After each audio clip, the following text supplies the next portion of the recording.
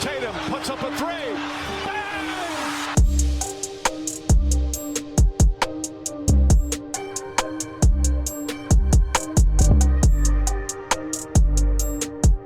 Welcome to the Celtics Rewind. I'm JP. And I am Nat The GM. What's up, y'all?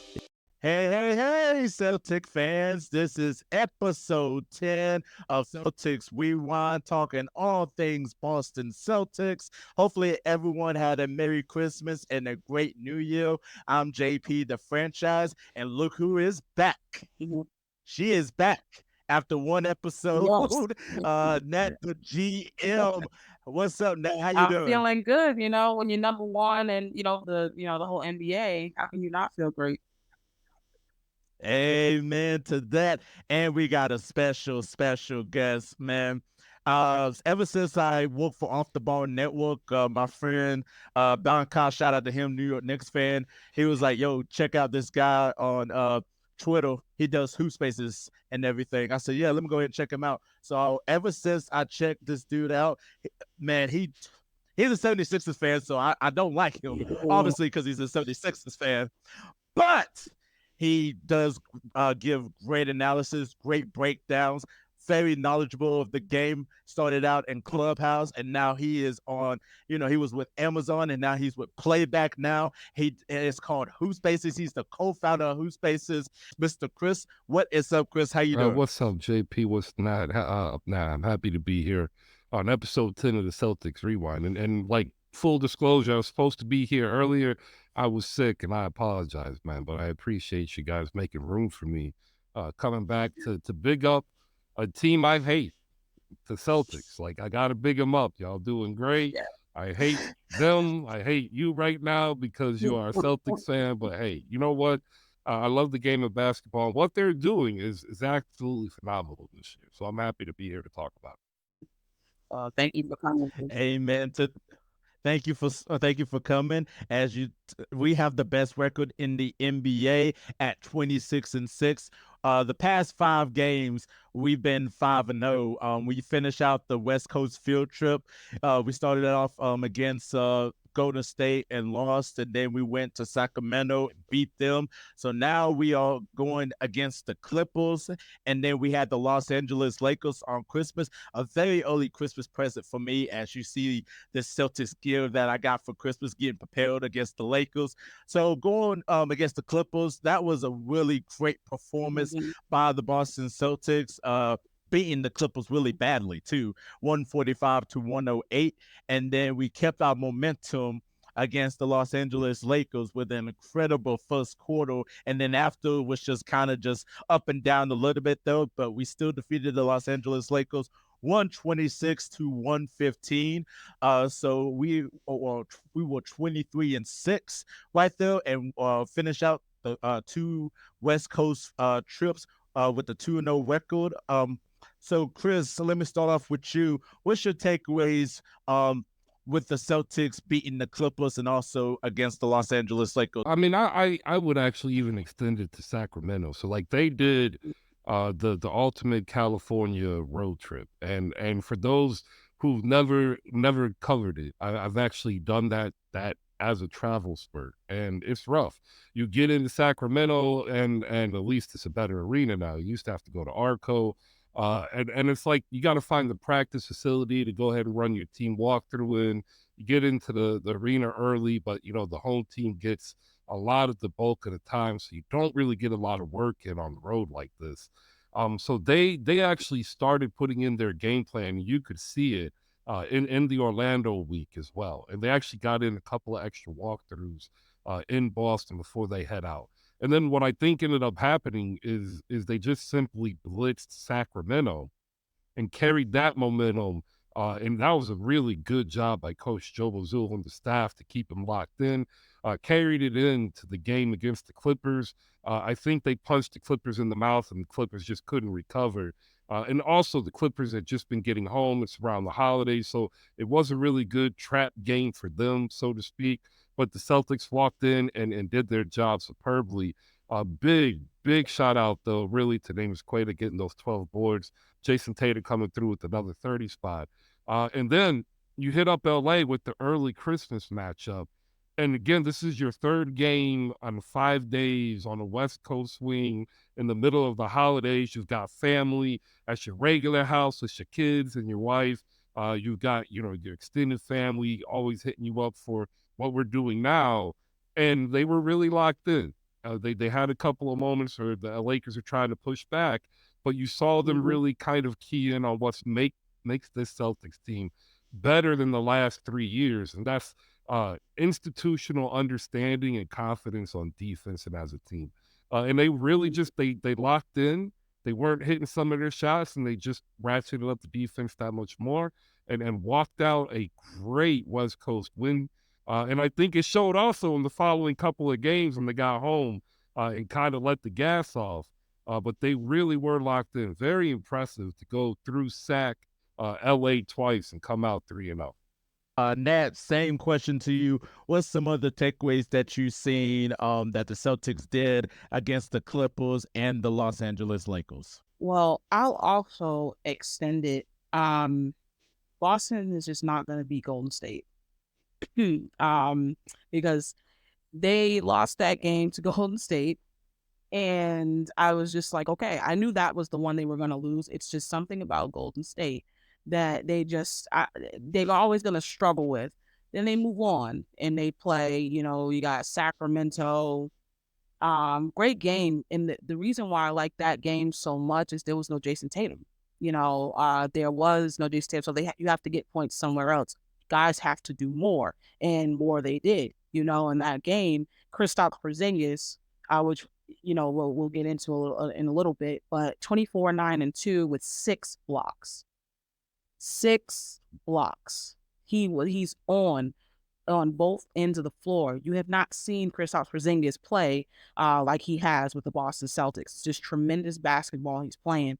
Jaylen Brown steps up with 6 assists, 5 rebounds, 28 points. And then Derek White, 28 points, 2 rebounds, 7 assists, 3 blocks. And then you go to the bench, Peyton Pritchard, 20 points. Guys are picking each other up, and then a quiet Drew Holiday, 21, 8, and 10 with 2 steals.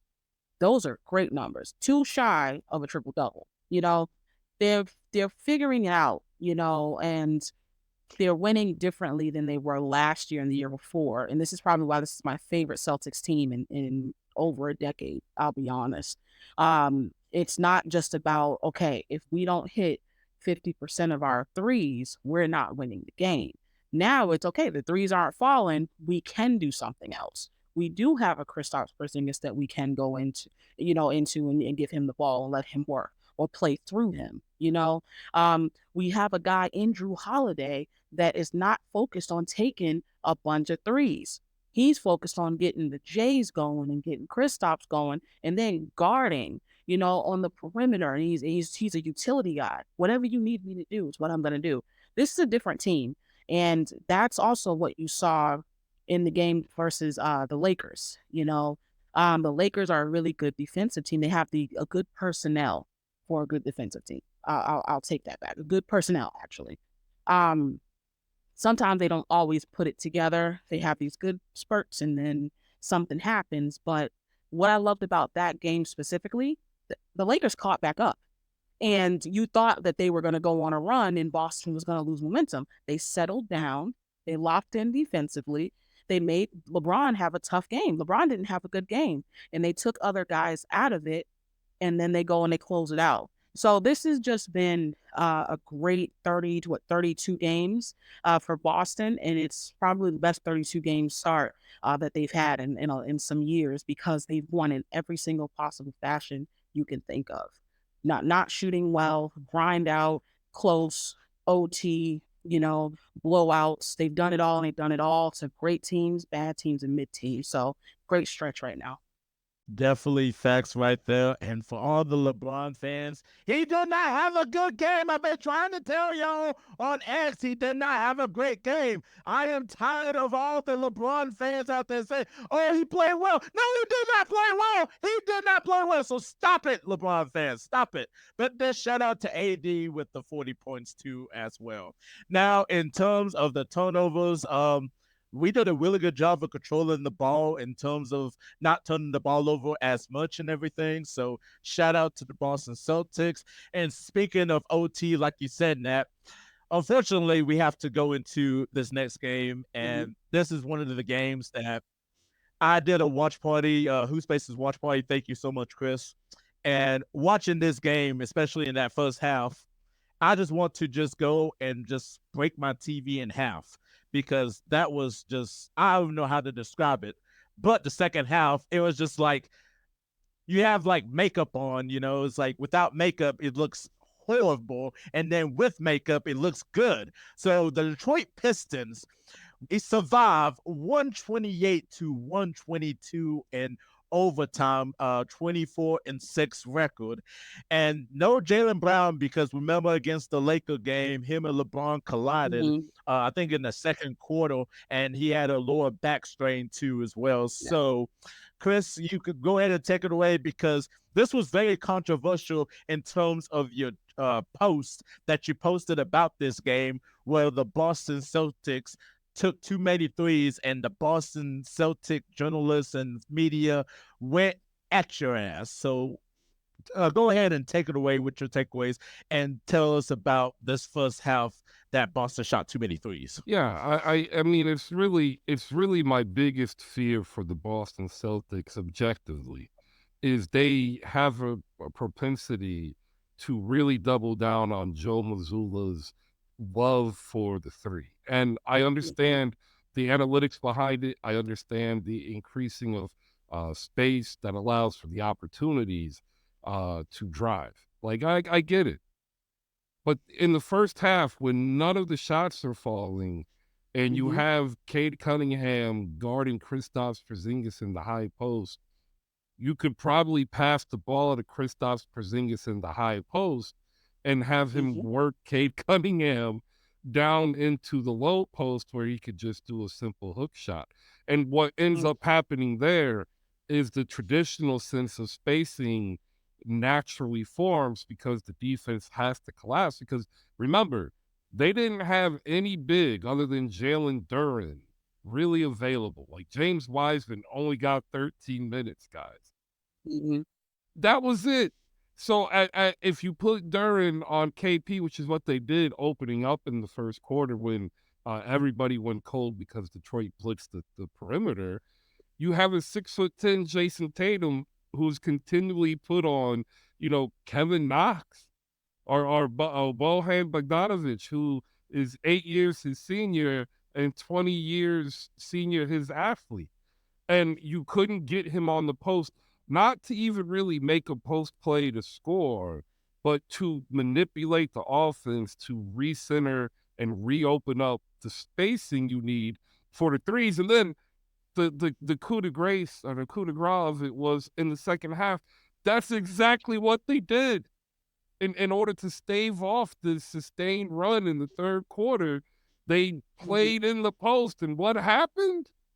The shots started falling because they were able to get easy buckets against K with KP. They were able to get Jason Tatum coming in for a floater. He even did the other shot that I dislike of him when he runs in and does this really wonky step back fade. And I'm sitting here like, you're 5 inches taller than the guy guarding you. Please just do the KD, rise up and nail this jumper because you're that good. And that's what they did. And then on top of that, I do want to give a shout out to Al Horford. Didn't really blow up the box score, but like he gave 37 minutes of perfect veteran basketball. Like you'll hear Jamal Crawford say veterans matter. Like this was a game that shows it because Al Horford was in the ear of every player, getting them calm, keeping them locked in, keeping the emotions under control. And to be honest, that's really what saved the Celtics that game. Because without him, like I don't think you sustain that type of offensive shift in the second half. Because again, Tatum and Brown, one of the biggest fears I have objectively is they will fall back and settle for these threes and long range twos, which is what they've done the last 3 years. Just look at the playoff. That's it. That's all I said. I'll be quiet now, you Boston Celtics, diehards who just don't like my opinion because I'm not one of you. I understand. I mean, okay. Okay. All right. Hey, Nat, go ahead with the same takeaways too, as well, that you got against the Pistons, and then talk about just how the Celtics just could not rebound against Detroit, because getting out rebounded pretty badly. 57-43. That was really bad. Yeah, so when it comes to that game, I think we were a lot of us were all Detroit fans. I actually was hoping Detroit won that game. Um, I was like, this would be a great game, for them. I'm not a hater. I just, you know, they're not gonna be in the play-in. They're not gonna be in the playoffs. Like, why not? Why not get I a love the like a charity aspect. not Yeah, charity, but like, I'm why with not get a good win out of Boston, like from Boston? I was like, shit, I hope they win. So I was watching it in Boston. They're shooting 11 of 39 from three. I said, okay, this might be the game that they give up, and Detroit wins. And then I look, and Boston, it was like they were playing with them. Like, all right, we're gonna let you tie it, and then we're gonna like pull away again, and we're gonna keep hitting these clutch shots, and they just kind of kept going. I thought Boston would lose this game because Detroit shot 32% from three. I think Boston shot 28%. 28% from three is terrible. If anyone didn't know that. The free throws 21-25, but they shot 25 of them. Detroit shot 19. And then you talk about the steals. Boston had 10 to their 7. Even at 4 with block shots, 12 turnovers to their 18. So you could see why Boston, was able to, still escape with that kind of win. And then they committed 15 personal fouls to their 21. Number one, Detroit has some very good players. Very, very good. To me, they are must-watch TV. If they're completely healthy and everyone is able to play, watch them. They are must-watch TV. And I think that, get a couple more guys, maybe a couple more vets, and you're going to start to see in a couple of years as things are going to turn around, for those guys, because they are really good. They weren't afraid of the moment. They're just young, and there's nothing you can do about that. You can't teach experience. You just have to go through it. But nonetheless, it was just a great grind out game for Boston. It was a game. There's at least, I can say, 7 to 8 games Boston would have lost last year. And I guarantee you they would have lost it. We can all pinpoint what those games are, but they didn't. This was one. This was one that they would have lost by 10 last year. And they didn't. They won by 6, and it's because they're not getting frazzled like they were the last 2 seasons. You can see the desperation, well, we don't have anything else, so we got to shoot these threes and Tatum with the threes. If they miss the shot, they never get rattled. They know that they have another possession and the next possession and the next possession and clean it up. And that's how they've been playing ball. So it was honestly another ugly great win honestly. So it was a fun game. It went back and forth, great OT win. And honestly, I'm very proud of them for being able to win ugly. Everything's not going to be pretty. You're not always going to shoot 50% from the field. You're not always going to shoot 48% from three. There's going to be those games where you have to figure out how to win at 25% from three. And, they shot 28% and they figured it out. So still ugly great game is what I'll call it. Is Derek White the most clutch player on the Boston Celtics? Because I've been saying that Derek White, if it wasn't for like shots that he made in late game situations or defense or free throw shooting, Boston Celtics could have been like losing a couple more games and stuff than what we have been. So is he the most clutch player on the Boston Celtics right now? No, he's not. What you're seeing from Derek White is you too would be able to be useful if you are an NBA player. If you're playing alongside Jason Tatum, who garners all the attention. Second, who garners all the attention is Jaylen Brown, and then third is Kristaps Porzingis. So you are the fourth guy or the fifth guy on most nights. Of course, you would be able to do what a lot of what Derek White is doing, and there's a less pressure on him. What would Derek White be if he had to be the wing, if he had to be the wingman, if he had to be the number two? Then now you're looking at a guy who he's gonna stumble. So what you're seeing is he's in the perfect position for his skill set. So don't think too much of it, but don't think too little of it. He's just doing exactly what his skill set provides on this particular team. And he's playing great. So you still gotta play well, and he's still doing that. But you don't take it for granted that Jason Tatum is still a big part of why they are able to do what they do on a night in and night out basis, because the attention is on Jason Tatum. If I make Jason Tatum stumble, I got to make somebody else beat me. The problem is they have four other guys that can beat you, now, so it's still Jason Tatum number one. And what about you, Chris? Is Derek White the most clutch player on the Boston Celtics right now? No, and I have a different answer than that. I believe the most clutch player is Al Horford. I think Al Horford gets very little credit for what he's getting paid to do in these moments. Like, maybe Derek White hits the shot, but if you look at the amount of work Al Horford does to sacrifice any amount of game that he has to ensure that Derek White is in the perfect position by making the extra pass to reset the offense, which, by the way, like, he is Mr. Bailout for the Celtics.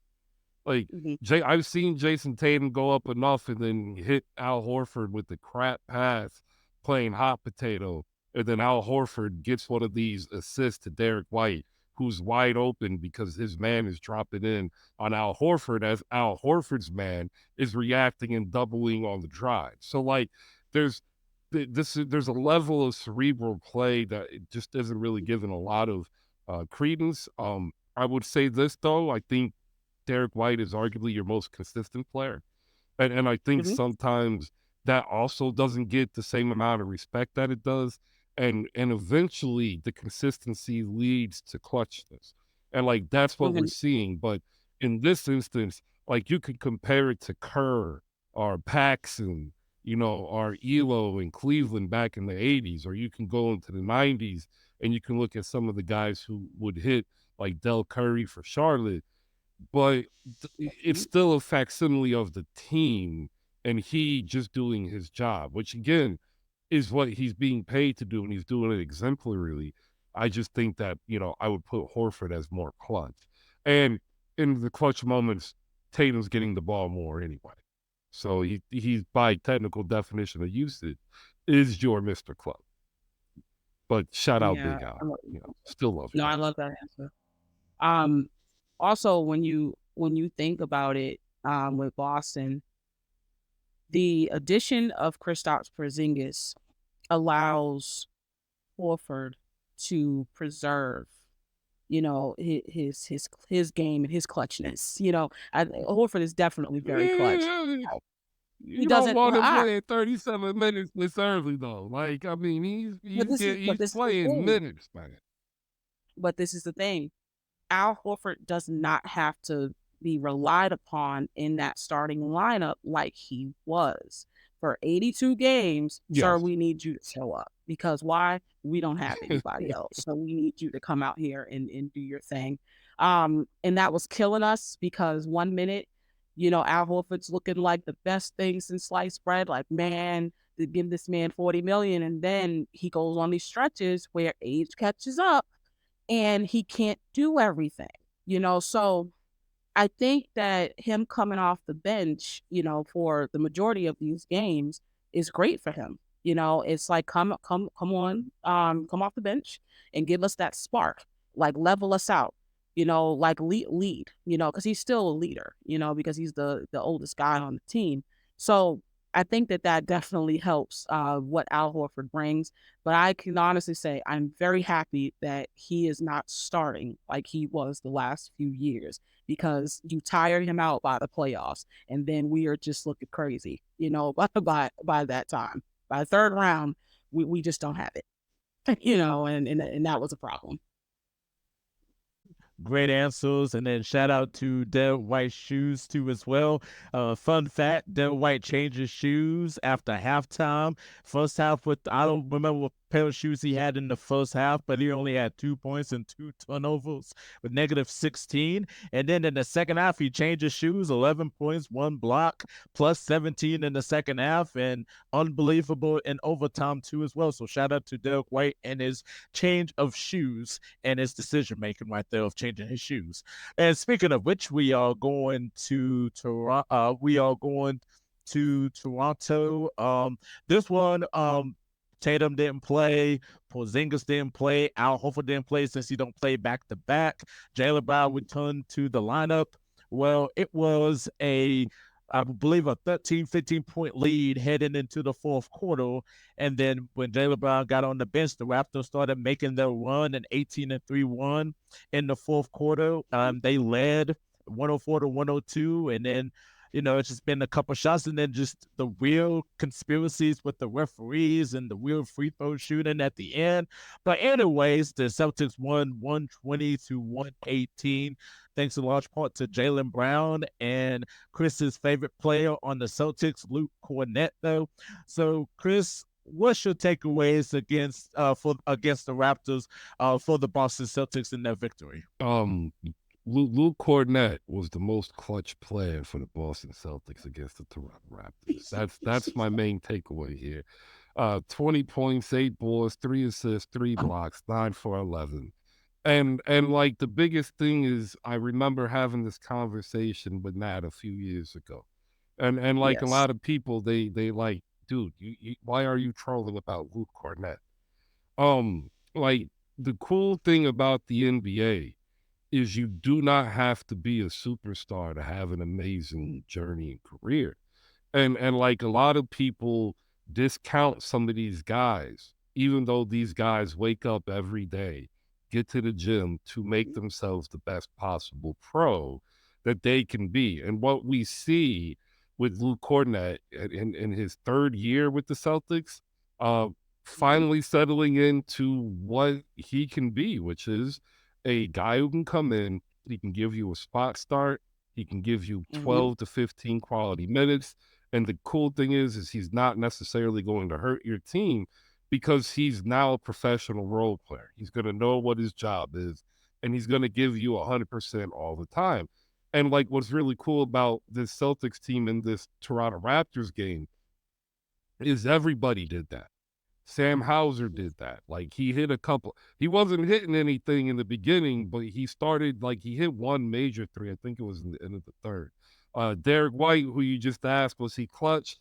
Couldn't hit the broadside of a barn that game, but he played the most dogged defense. I don't think he left the court for the last 9 minutes and 50 seconds.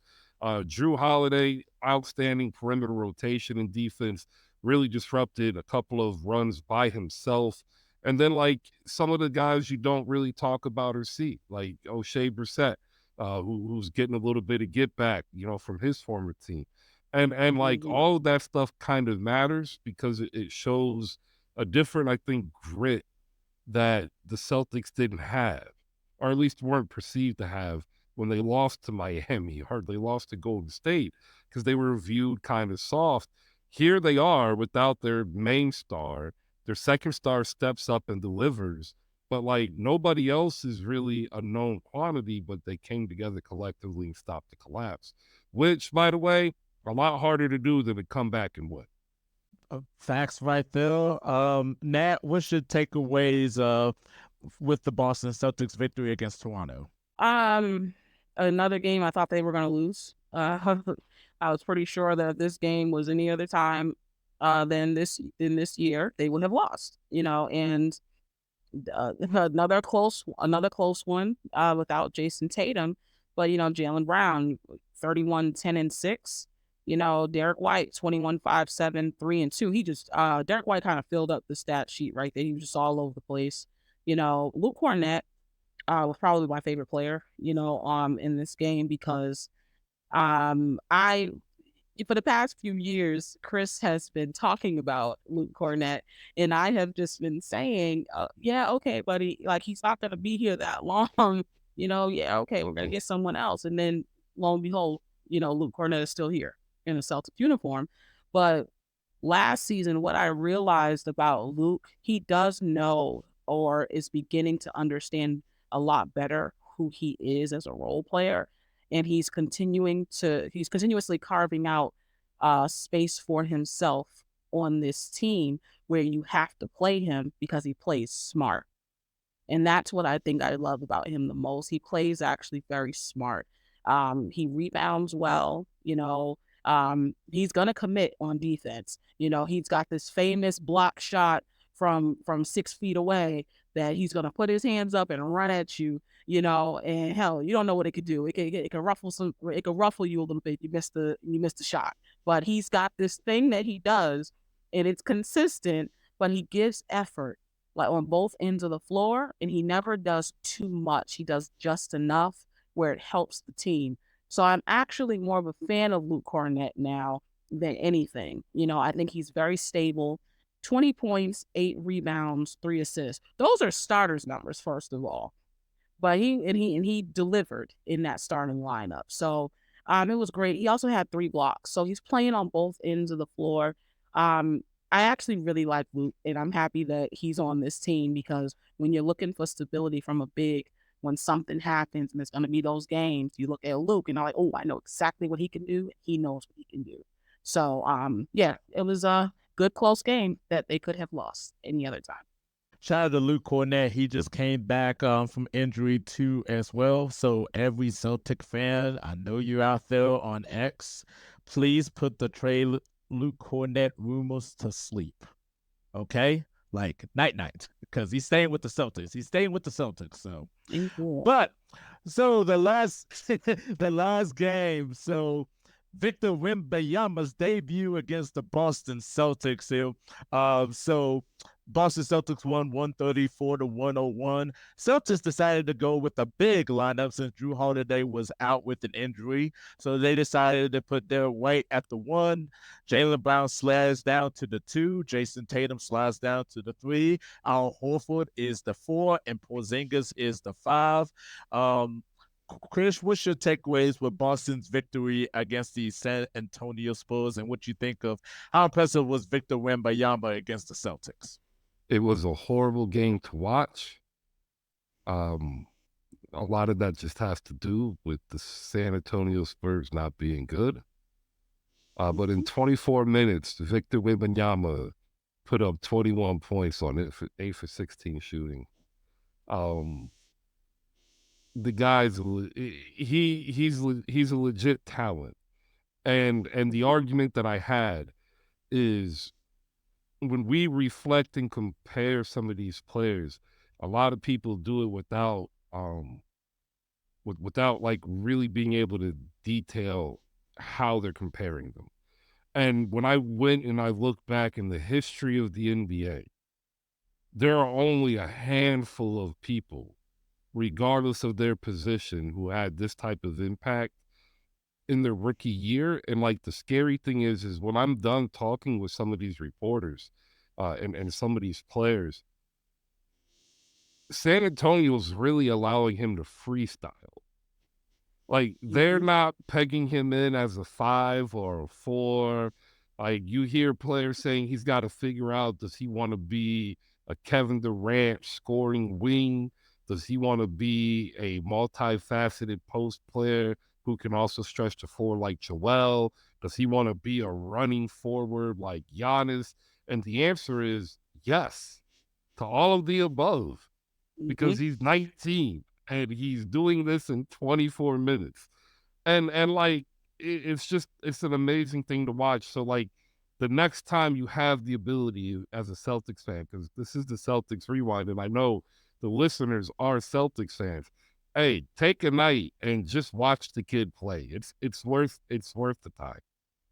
Once he comes up to Boston, beg, borrow, and do not steal, because I can't vouch for anything illegal. But get there, get to the Garden so you can see this young man live, because this is someone you're not gonna want to miss. And hopefully, those 24 minutes were good for you, and then you switch the game because it was ugly. It was. It was. When you talk about that San Antonio game, um, it was one that I actually did not watch too much of it, because it was boring, which is what I expected. But I've watched a lot of Wemby all season, and when you specifically talk about him, and all the guys that Chris just named, he's going to be able to do all of that, and it's going to be a game to game basis. What do I need to do right now? And he's going to be able to go to that bag, and that is scary because a lot of guys, they have the specific thing they can do, but they can't do. KD is not Giannis. Giannis is not KD. It's just you go down the line, and he's going to be able to do probably what both of those guys can do, and that is insane. So I'm looking forward to seeing him in year 3 and 4, because when he really starts to get it, and that team really starts to pick up, and guys start to develop. You're just waiting for development at this point, and maybe a couple vets, and they're gonna be fun. Yeah, San Antonio's gonna be right back in it, but it was just one of those games. Boston figured it out. Young team. San Antonio's a young team. They have not won a lot of games. They're not even double-digit wins. They're just young and they're figuring it out. But a couple years, here they come. Facts right there. Porzingis struggled offensively. Jason Tatum, 25 points, 6 rebounds, 2 assists, 2 blocks, hitting 5 3-point shots. The Jaylen Brown show with 24 points, 16 points in the third quarter. Nice Quetta block in the fourth quarter, so shout out to Quetta right there. And then shout out to Meta World Peace. Wemby is not Wilt Chamberlain. I'm sorry, Meta. He is not Wilt Chamberlain, but he is a phenomenal talent right there. So please do not compare him to Wilt Chamberlain, okay? So Boston with 5-0, 26-6 record, the best record in the league. So the next couple games that the Celtics have, they have the Oklahoma City Thunder tonight at the Thunder. Then they go up against the Jazz on this Friday. Then they have the Indiana Pacers at Indiana Saturday, back to back, and then also face them on Monday. And then they got Minnesota too as well next week. So, Chris, I know what game you probably going to be looking forward to and everything. So, how you think the Celtics is going to turn out the next couple games, in your opinion? I tell you, I Oklahoma City's a challenge.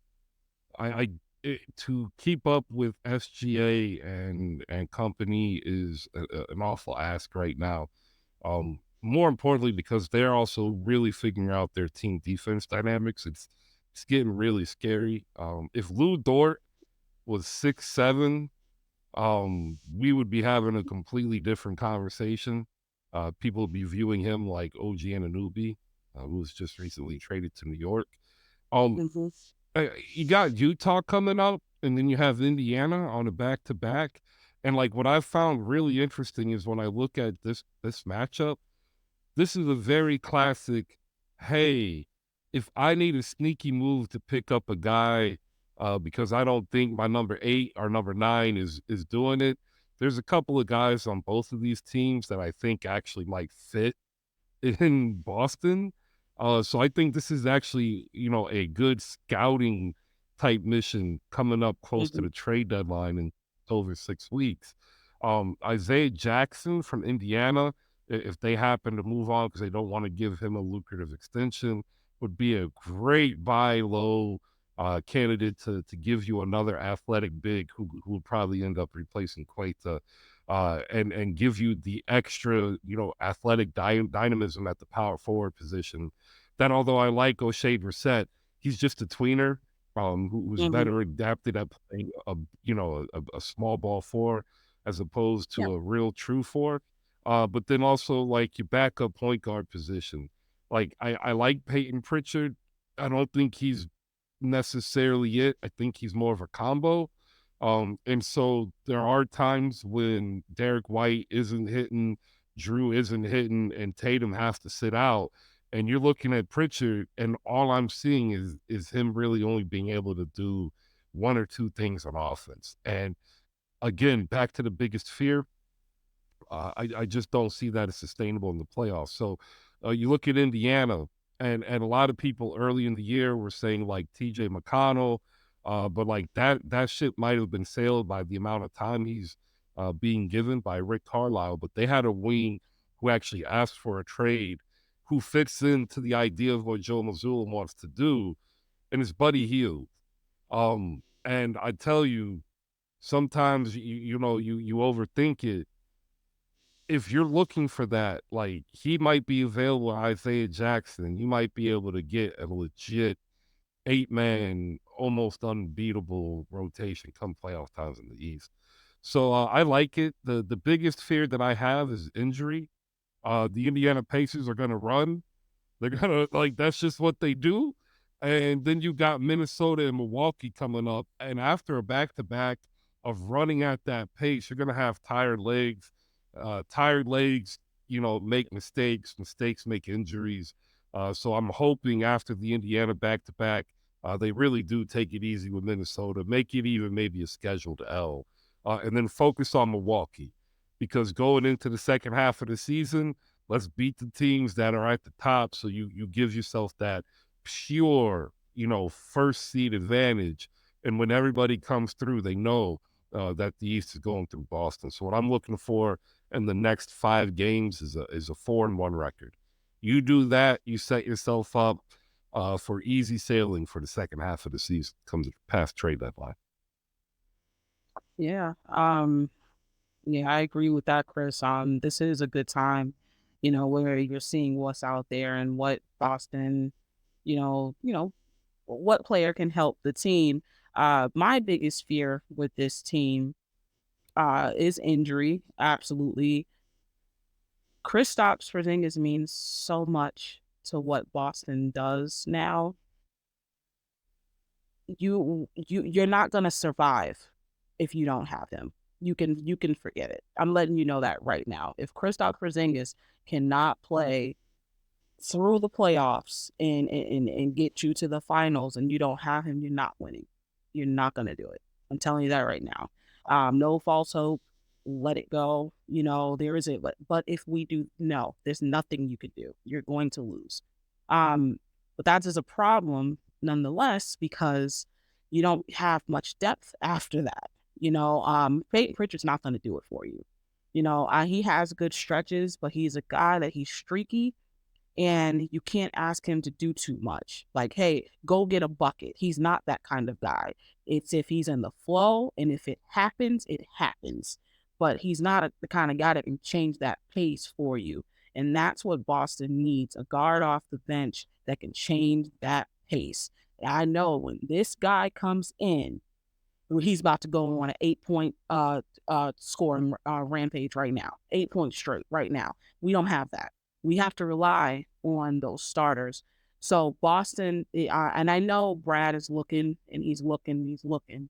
And I know there's a couple players that he really likes, but there's something has to happen, because it's not that they can't sustain this in the playoffs.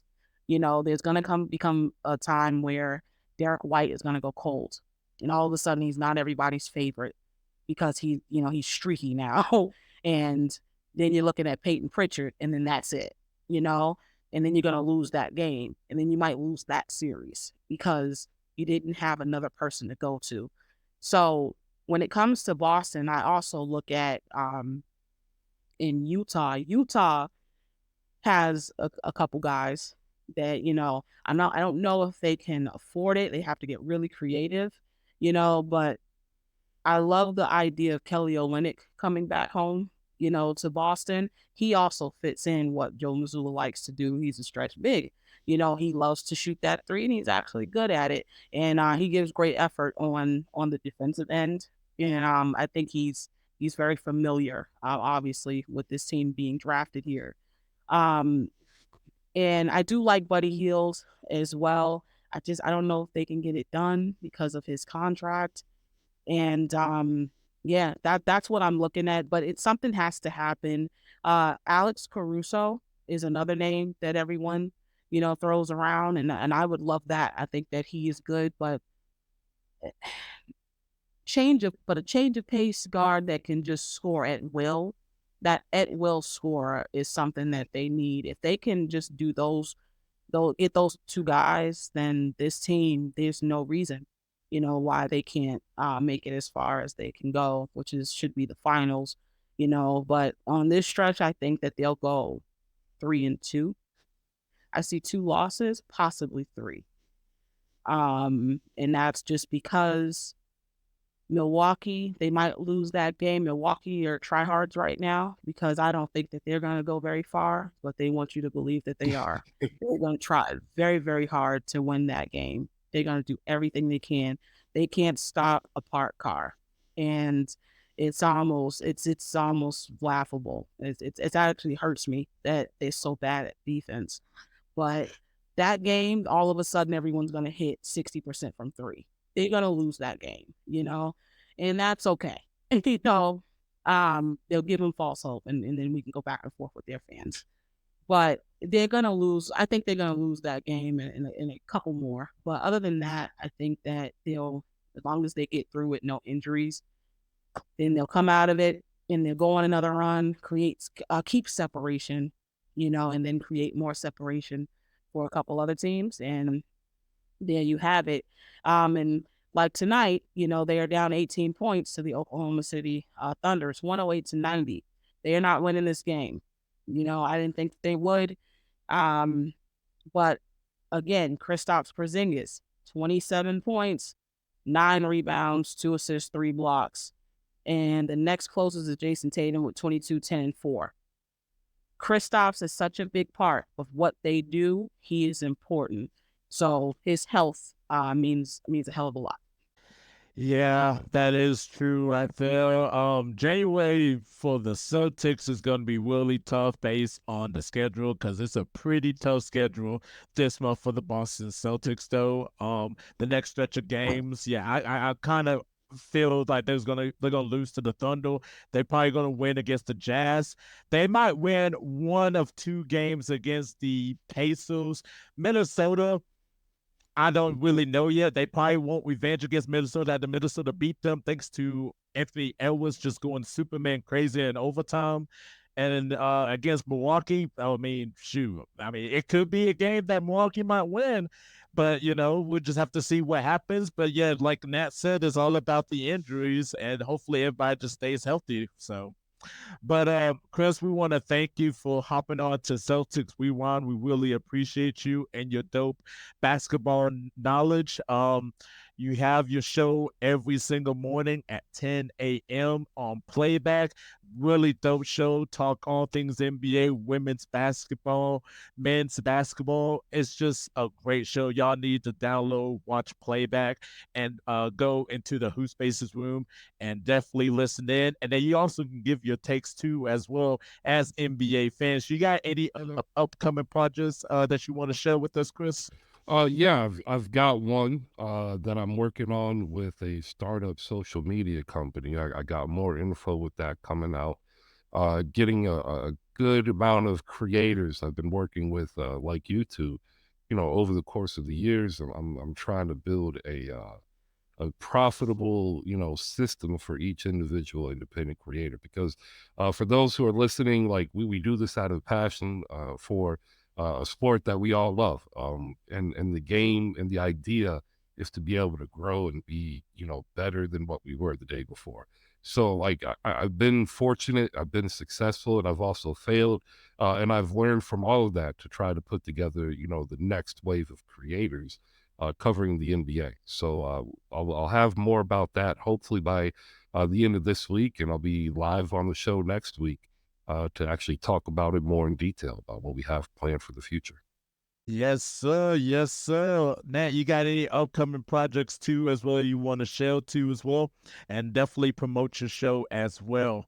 And you're always on Celtics Rewind, as always, talking all things Boston Celtics. So, Absolutely. I mean, as you guys know, you can catch me every week, Celtics Rewind. My guy JP, talking all things, Celtics. I do this for the love of it, love talking hoops. I love building community, being in community, and just hearing the different takes. I've learned a lot, especially from Chris. Knowing him the past 4 years. Jesus, Chris, we're just tapping it on him, man. But it's just been a great journey. and I've grown a lot, as a creator, just being in these spaces and, knowing you guys and everything like that. But you can catch me on the 3P podcast, and that is every Monday, and we go live at 7 p.m. live on YouTube. So you can catch me and my guy Joneson for sports, and we'll be back this upcoming Monday, and I'm always down to collab with anyone, and especially if you align with a lot of the, same sports I like, and whatever we can do. I love to collab. I love to build. That's just my thing. And also I'm into the NFL, sports betting, all that stuff. So yeah, that's how you can catch me. And just follow me on Twitter, Nat_the_GM. And I'll catch y'all later. Amen to that. And you can find me on my YouTube channel. It's just JP. You can find me on TikTok. It's just JP2 as well. Just doing NBA content. I just started diving into a little bit on soccer, and that's been going pretty well on YouTube on my channel. So you can check me out on those two platforms. This is episode 10 of the Celtics Rewind. 2024 is off to a great start for Boston. So this is JP, the franchise. She's Nat the GM. That's Chris from HoopSpaces. And we'll see y'all later. Peace, y'all.